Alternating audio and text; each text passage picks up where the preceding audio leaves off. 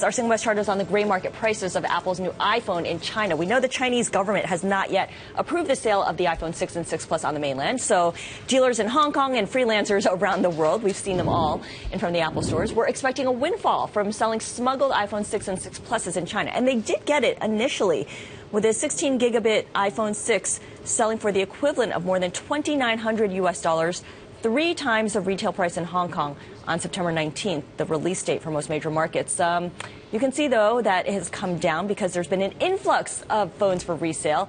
And by day 6, the last data point, the resale price had fallen so much the premium was only about $300 more than and now, and I see in the y-axis is in Chinese yuan.